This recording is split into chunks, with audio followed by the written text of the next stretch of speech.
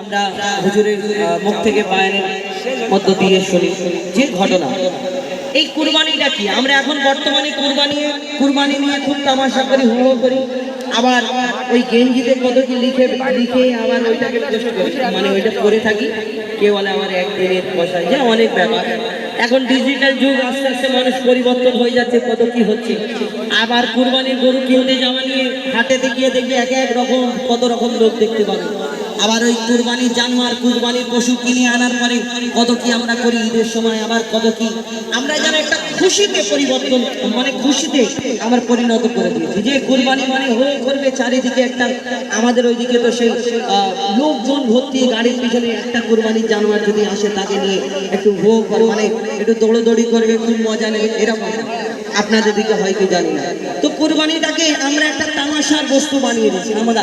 কিন্তু এই কুরবানির সময় ইব্রাহিম আলাইহিস সালাম তার সন্তানকে কুরবানি করতে গিয়েছিল। সত্যিকারে যদি ইসমাইল নবীকে কুরবানি করা হতো, যদি নিয়ম থাকতো প্রত্যেক ঘরে একটা করে ছেলেকে কুরবানি করতে, সেদিন কি করতে? তোমরা তামাশা করতে, হো করতে করতো না। আল্লাহ পাক রব্বুল আলামিন ইব্রাহিম আলাইহিস সালামকে স্বপ্ন দেখালেন, এ আমার খালিল তুমি কুরবানি করো। তিনি কুরবানি করলেন, আল্লাহ কবুল করলেন না, পছন্দ করলেন না, আবার স্বপ্ন দেখালেন, এ আমার খালিল আপনার ওই প্রাণের চেয়েও প্রিয় জিনিস, যেটা সব থেকে পছন্দের জিনিস, সেটাকে কুরবানি করো। কি ঘটনা হয় কবি ছন্দের মাধ্যমে অতি মূল্যবান কথায় সেরকম। ইব্রাহিমকে আল্লাহ তাআলা ফেলে পরীক্ষায়, ইব্রাহিমকে আল্লাহ তাআলা ফেলে পরীক্ষায়, আমার নামে কুরবানি দাও স্বপ্নেতে দেখায়, স্বপ্নেতে দেখায়। সকাল বেলায় ছুরি চালায় ওটের গলায়, সকাল বেলায় ছুরি চালায় ওটের গলায়, আমার নামে কুরবানি দাও, ওই কুরবানিতে আল্লাহ তাআলা খুশি লাগে হয়, খুশি লাগে হয়। ইব্রাহিমকে আল্লাহ তাআলা ফেলে পরীক্ষায়, আমার নামে কুরবানি দাও স্বপ্নেতে দেখায়, স্বপ্নেতে দেখায়। পছন্দ হলো না, আল্লাহ তাআলা আবার স্বপ্নে দেখালেন, আমার খালিল কুরবানি দাও। কি কুরবানি দিতে হবে, কি হয় তারপর ঘটনা কবি ছন্দের মাধ্যমে লিখছে দেখুন। স্বপ্নে আবার বলছে খোদা বুঝতে পারোনি, স্বপ্নে আবার বলছে খোদা বুঝতে পারোনি, আমার প্রাণের চেয়েও প্রিয় জিনিস করো কুরবানি, আমার প্রাণের চেয়েও প্রিয়, তোমার প্রাণের চেয়েও প্রিয় জিনিস করো কুরবানি। খোদার ইশারা বুঝে নিল,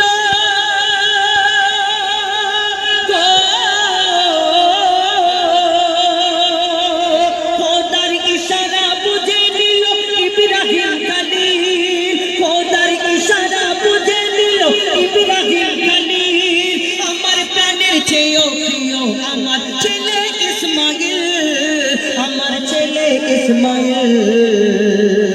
ইব্রাহিম নবী, ইব্রাহিম নবী গভীর চিন্তায় পড়ে যায়, ইব্রাহিম নবী গভীর চিন্তায় পড়ে যায়, কি করে কুরবানি দেব বুদ্ধি সে খাটায়, বুদ্ধি সে খাটায়।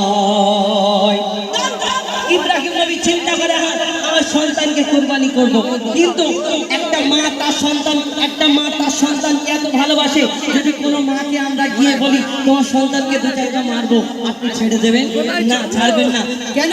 আপনি ওই মা জননী হয়ে এই কথা বলবেন যে ও যদি অন্যায় করে থাকে আমাকে মারুন, আমার সন্তানকে ছেড়ে দিন। কিন্তু মা হাজেরার কাছে গেলে ওই ইব্রাহিম আলাইহিস সালাম তার সন্তানকে কুরবানি করবে, আল্লাহর রাহে ছুরি চালাবে। কি হয় তারপর কবি ছন্দের মাধ্যমে লিখছে দেখুন। ইব্রাহিম নবী ছুটে গেল মা হাজেরার কাছে, ইব্রাহিম নবী ছুটে গেল মা হাজেরার কাছে, ইসমাইলকে সাজিয়ে দাও খোদার দাওয়াত আছে, তোমার ইসমাইলকে সাজিয়ে দাও খোদার দাওয়াত আছে। পথে যেতে যেতে বাবা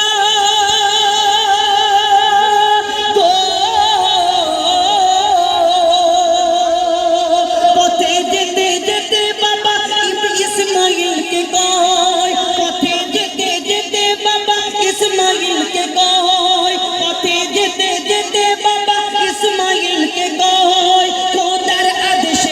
ছুরি চালাবো তোমারই গলায় বাবা, তোমারই গলায়।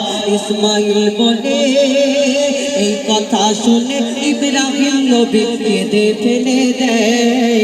এই কথা শুনে ইব্রাহিম নবী, এই কথা বলে ইব্রাহিম নবী কেঁদে ফেলে দেয়। ইসমাইল বলে শহীদ হব খোদার ইশারায়, খোদার ইশারায়। কেমন ছেলে সেই কুরবানি, ওই ছুরি চালাবে যখন এই কথা বলে, তার সন্তান, তার পুত্র সন্তান আল্লাহ তাদের নবী করে ধরনীর বুকে পাঠিয়েছেন। এই কারণে তো এই ধরনীতে ইসমাইল আলাইহিস সালাম তার আব্বার কথা শোনার পরে, ইব্রাহিম আলাইহিস সালামের কথা শোনার পরে তিনি সেইখানে গিয়ে বললেন, আব্বা আমাকে আল্লাহ পাক কবুল করেছে, আল্লাহ এটা আমাকে, আমার বড় কিসমত ভালো, আমাকে কবুল করেছে। আর আপনি চোখেতে একটা পটি বেঁধে নেবেন, যাতে আপনি ছুরি চালাবার সময় যদি আপনার কষ্ট হয়, যদি আপনি ছুরি চালাতে না পারে, ওই চোখে পটি বেঁধে আর যখন ছুরি চালায় হাতে রক্তের অনুভব করে, গরম রক্ত যখন চিন্তা করে ইব্রাহিম আলাইহিস সালাম মনে করে, আহা আমার সন্তান মনে কুরবানি হয়ে গেল। কি হয়েছিল সেদিন আরো কবি ছন্দের মাধ্যমে লিখছে দেখুন।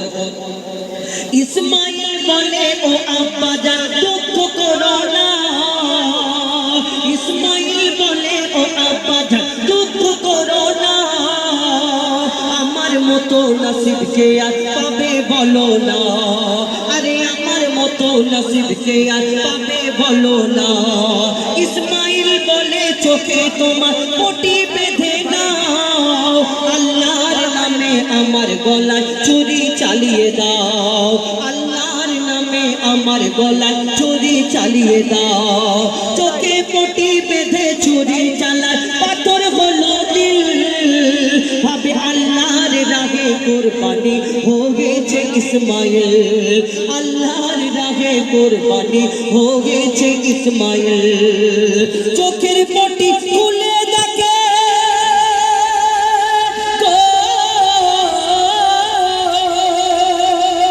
চোখের পটি খুলে দেখে দাঁড়িয়ে ইসমাইল, চোখের পটি খুলে দেখে দাঁড়িয়ে ইসমাইল।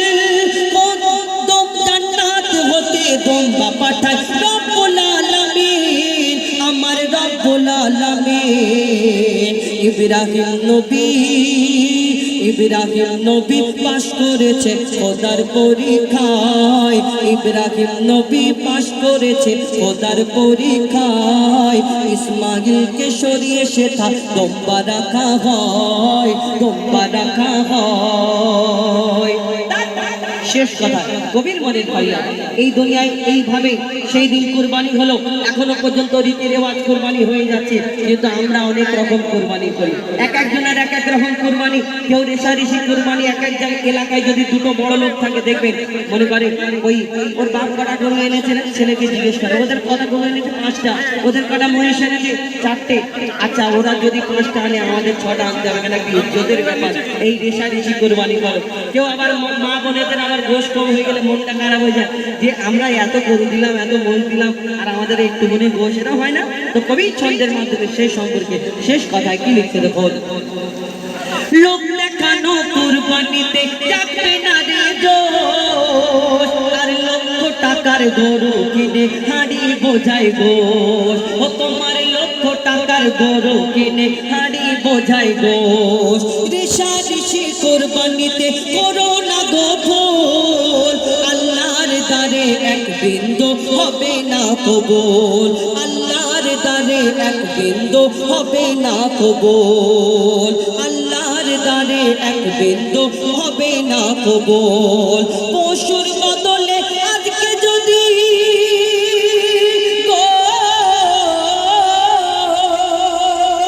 পশুর বদলে আজকে যদি ছেলে কুরবানি হতো, কুরবানির চাঁদ উঠলে সবাই মাতম মানাতো, সবাই মাতম মানাতো।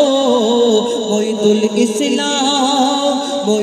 ইসলাম খোদার কাছে শুকরিয়া জানায়, মঈদুল ইসলাম খোদার কাছে শুকরিয়া জানায়। কুরবানি এমন করো যাতে আল্লাহ খুশি হয়, আল্লাহ খুশি হয়।